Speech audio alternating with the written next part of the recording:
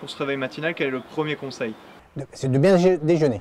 De bien déjeuner pour avoir des calories et puis être prêt mentalement déjà d'être dans la course. Comment aborder au mieux ces 30 km de montée jusqu'au Maïdo? Pour aborder au mieux cette course, qui Saint-Paul jusqu'au Maïdo, Grand Bénard, c'est que de la montée, prendre son temps, habituer son corps à l'échauffement et à l'effort, et après bien gérer au niveau de l'alimentation et de l'eau, aux tables de ravitaillement, s'arrêter et prendre son temps aussi de bien se nourrir, et après entamer la descente qui est du Grand Bénard jusqu'à Saint-Louis, et bien là, lâcher les chevaux pour finir dans les meilleurs temps.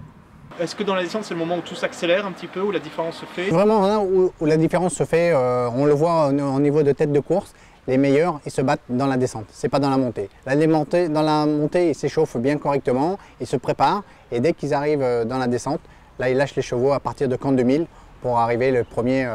C'est pour ça qu'on a souvent des arrivées groupées, parce que là, tout le monde lâche les chevaux et le plus fort gagne. Le passage le plus technique pour moi, ça serait Grand Bénard, camp 2000, parce que c'est que des rochers. Donc là, on peut facilement se tordre une cheville ou tomber.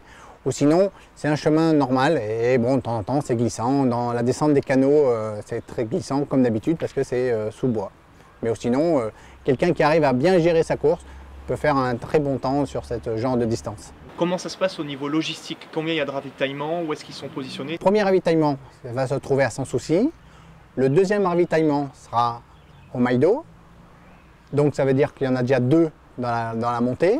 Il y aura un petit ravitaillement juste de l'eau à Grand Bénard. Et après, on attaque la descente. Premier ravitaillement de la descente, camp 2000.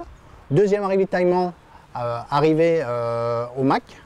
Troisième ravitaillement, après les escaliers des canaux. Et après l'arrivée. Donc quelqu'un qui part avec un sac moyennement chargé peut très bien réaliser la course sans amener trop de poids dans son sac. Si toi, en tant que directeur de course, tu avais un petit conseil particulier à donner, ce serait lequel? C'est de se faire plaisir avant tout. Voilà.